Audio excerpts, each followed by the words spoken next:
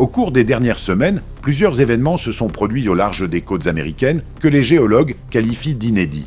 Non pas parce qu'un nouveau tremblement de terre a eu lieu, ça sur la côte pacifique, personne n'en est surpris, mais parce que, pour la première fois dans toute l'histoire de l'observation scientifique, les chercheurs ont vu se produire ce qui n'existait jusqu'alors que sur le papier.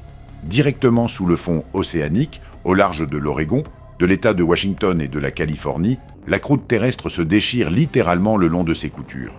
Des plaques tectoniques, considérées depuis des siècles comme monolithiques et prévisibles, ont commencé à se fragmenter.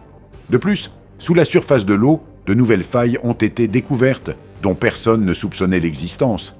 Et les deux plus grandes failles sismiques du pays, comme les scientifiques viennent de le démontrer, sont reliées entre elles. Un choc sur l'une d'elles peut instantanément mettre l'autre en mouvement. Des millions de personnes tout le long de la côte ouest se trouvent en danger. Nous avons étudié les derniers rapports scientifiques ainsi que les données issues d'expéditions spécialisées. Certaines n'ont encore jamais été analysées sur YouTube.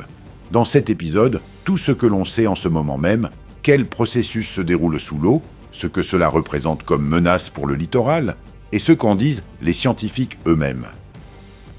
Il y a peu, s'est produit quelque chose que les géologues n'avaient jamais vu auparavant. Directement sous la surface de l'océan Pacifique, au large des côtes américaines et canadiennes, les scientifiques ont enregistré pour la première fois dans l'histoire la rupture d'une plaque tectonique en temps réel. Jusqu'ici, un tel phénomène n'existait que dans des modèles théoriques. Et voilà que c'est arrivé. Le lieu où cela se produit, c'est la zone de subduction de Cascadia. On la connaît. Il s'agit d'une gigantesque faille de 1300 km de long, courant tout le long de la côte pacifique, du nord de la Californie, en passant par l'Oregon et l'État de Washington, jusqu'à Vancouver, au Canada. C'est ici que la plaque océanique s'enfonce sous la plaque nord-américaine, accumulant des tensions susceptibles de se libérer, avec une magnitude de 9,0. Rappelons que le séisme japonais de 2011, qui a provoqué le tsunami historique et la catastrophe de Fukushima, avait une magnitude de 9,1. Le géophysicien John Wright, de l'Université de Victoria, a décrit ce qu'il a observé en quelques mots. Pour la première fois, il a été possible d'observer une plaque tectonique se déchirer littéralement sous le fond de l'océan. Une partie de la plaque s'est détachée de la masse principale et a cessé de transmettre l'énergie de manière habituelle. Les scientifiques ont appelé ce phénomène un effondrement de subduction, un processus que personne n'avait jamais observé en direct.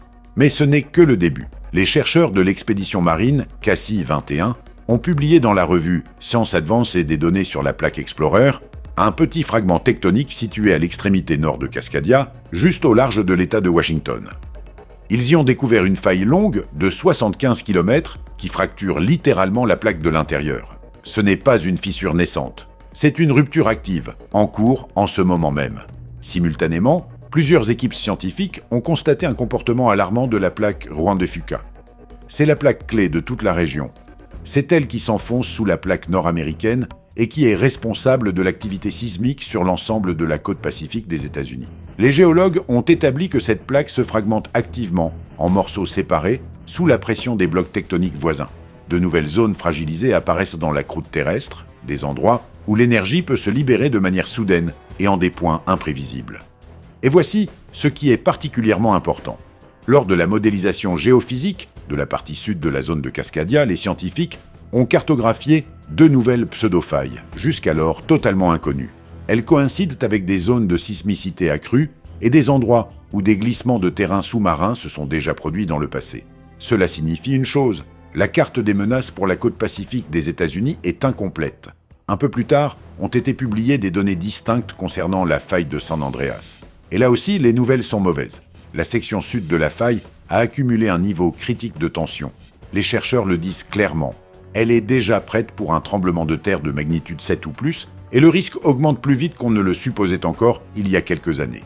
Même les films nous l'ont montré, la région de Los Angeles, avec ses quelques 13 millions d'habitants, sera la première touchée. Les deux plus grandes failles de la côte ouest des États-Unis sont en état critique simultanément, et comme les scientifiques l'ont découvert très récemment, il pourrait exister un lien direct entre elles. Cela change considérablement la situation pour l'ensemble de l'Amérique du Nord. En 1999, un navire de recherche s'était rendu à l'extrémité sud de Cascadia pour prélever des échantillons de roches sédimentaires au fond de l'océan. Dans la nuit, le doctorant de garde au poste de veille s'était assoupi. Quand le professeur Chris Goldfinger s'est réveillé le matin et a regardé l'écran de navigation, le navire se trouvait à mi-chemin de San Francisco, loin du point prévu. Ils auraient pu faire demi-tour, mais ont décidé de prélever des échantillons quand même, puisqu'ils étaient déjà là. Et c'est précisément ce hasard qui a conduit à l'une des découvertes les plus inquiétantes de la sismologie moderne. Lorsque les échantillons ont été analysés en laboratoire, les géologues ont observé quelque chose d'étrange. Dans les couches sédimentaires, appelées turbidites, qui se déposent au fond après chaque grand séisme, quelque chose ne collait pas. Les couches étaient dans l'ordre inverse. Les matériaux lourds au-dessus, les légers en dessous. Exactement le contraire de ce qui se produit lors d'un glissement de terrain sous-marin ordinaire. Pendant des années, les scientifiques n'ont pas réussi à expliquer cette anomalie, jusqu'au jour où ils ont trouvé la réponse, et elle s'est révélée effrayante. Il n'y avait pas eu de retournement, simplement, chacune de ces couches était en réalité deux événements distincts. La couche inférieure, des sédiments légers issus d'un séisme lointain dans la zone de Cascadia. La couche supérieure, des matériaux lourds provenant d'un choc plus proche sur la faille de San Andreas. Et elles reposent côte à côte, presque sans intervalle de temps. Goldfinger et son équipe ont analysé des carottes sédimentaires couvrant les 3100 dernières années. Conclusion. Les 8 plus grands séismes de Cascadia survenus durant cette période ont coïncidé avec des séismes sur la faille de San Andreas. 8 sur 8. Dans 3 cas au cours des 1500 dernières années, y compris lors de l'événement catastrophique de 17 Cents, les ruptures se sont produites avec un intervalle de quelques minutes à quelques heures. Un choc déclenche l'autre presque instantanément. Le professeur Goldfinger l'a formulé de manière très directe. On parle depuis longtemps de Cascadia comme de la plus grande catastrophe possible de l'histoire de l'Amérique du Nord. Mais que se passerait-il si, au même instant, la faille de San Andreas entrait elle aussi en mouvement ? Ce serait la plus grande catastrophe de l'histoire du continent. Bien pire que tout ce que nous ayons jamais connu. C'est précisément ce scénario que les scientifiques appellent aujourd'hui le double séisme.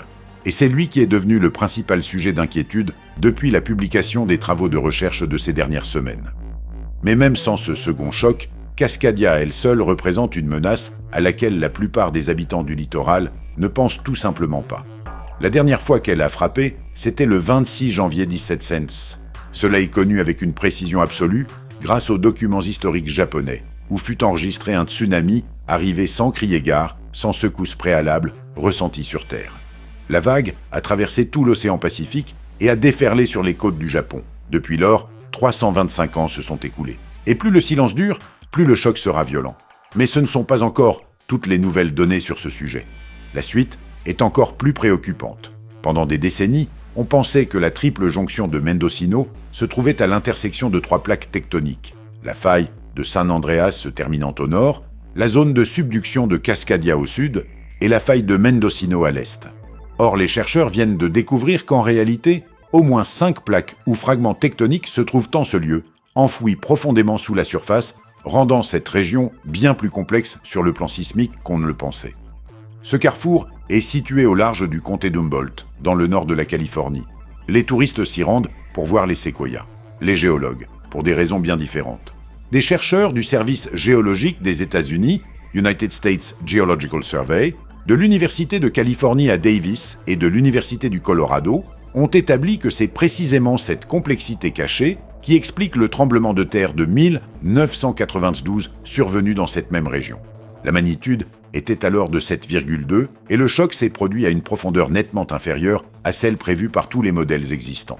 Les scientifiques ne comprenaient pas pourquoi à l'époque. Le premier auteur de l'étude, David Shelley, l'a formulé ainsi. La frontière de la plaque ne se trouve pas là où on la supposait.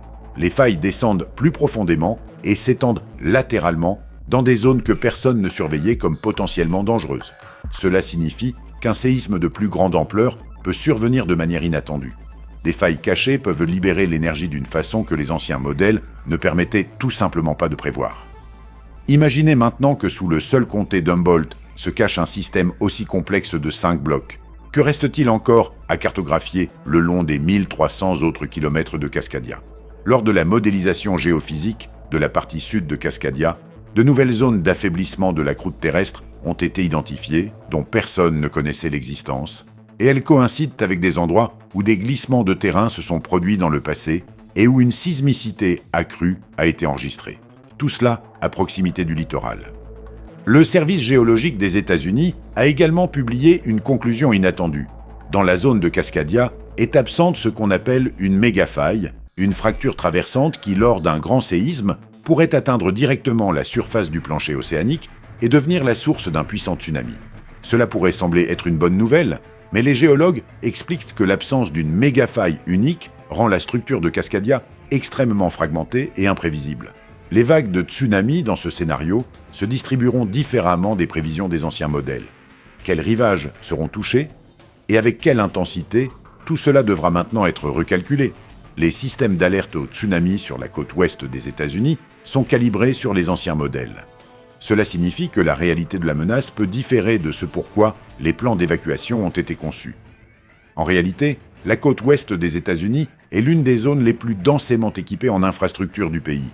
Oléoducs et gazoducs, lignes électriques, ponts, ports, bases militaires, centrales nucléaires. Tout cela a été construit à proximité de failles. Une grande partie de ces infrastructures a été érigée à une époque où l'ampleur réelle du danger était tout simplement inconnue. Par exemple, la centrale nucléaire de Diablo Canyon en Californie se trouve à environ 25 km de la faille de San Andreas. Elle fournit de l'électricité à quelques 3 millions de foyers. À proximité, comme on l'a découvert plus tard, passent plusieurs failles locales qui n'étaient pas connues lors de la conception de l'installation. La centrale fonctionne, mais le débat sur son avenir ne s'apaise pas.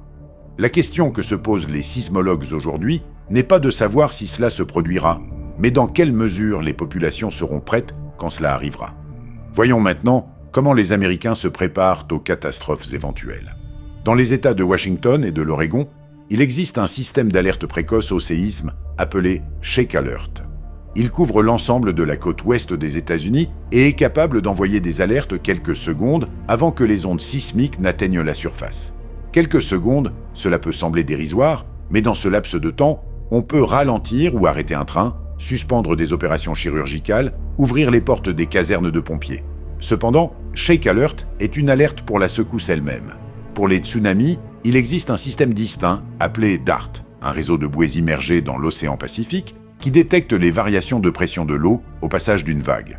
Elles offrent davantage de temps, de 15 minutes à plusieurs heures, selon la distance par rapport au rivage. Le problème, c'est que dans le cas de Cascadia, l'épicentre pourrait se trouver très près du littoral. Dans ce cas, 15 minutes, c'est le maximum. Et encore, uniquement si les systèmes fonctionnent normalement. Après la publication des dernières données que nous venons d'examiner, plusieurs sénateurs, représentant les États de la côte ouest, ont demandé une révision des programmes fédéraux de préparation sismique. L'argument principal, les cartes de risque sont obsolètes. Nouvelles failles, nouvelles données sur le comportement des plaques, modèles de tsunamis actualisés, tout cela exige une révision non seulement des bases de données scientifiques, mais aussi des plans d'évacuation réels, des normes de construction et de l'emplacement des réserves d'urgence. Pour l'instant, cette révision n'est pas encore achevée. Pendant ce temps, les scientifiques continuent de recevoir des données qui ne font qu'alimenter l'inquiétude. Dans la partie sud de Cascadia, de nouvelles zones d'affaiblissement de la croûte ont été cartographiées. La plaque Explorer continue de se fracturer. La faille de 75 km, enregistrée dès l'automne 2025, n'a nulle part disparu. La plaque Juan de Fuca continue de se fragmenter sous la pression des blocs voisins. Et la faille de San Andreas se maintient sous une tension accumulée qui a dépassé le seuil critique. En attendant, les faits sont là. Les plaques tectoniques le long des côtes américaines se déchirent, se fragmentent et redistribuent les tensions. En ce moment même, sous le fond de l'océan Pacifique, au large de Washington et de l'Oregon, se déroulent des processus que personne n'avait jamais observés d'aussi près et avec autant de précision. La carte des failles dangereuses s'est révélée incomplète, et le scénario de 2 catastrophes simultanées, qui relevait jusqu'ici du domaine de la pure théorie, vient tout juste de recevoir une base scientifique concrète. Si ce type de vidéo vous intéresse, vous trouverez davantage d'informations sur les menaces naturelles et les catastrophes sur notre chaîne YouTube. Rendez-vous-y et regardez dès maintenant.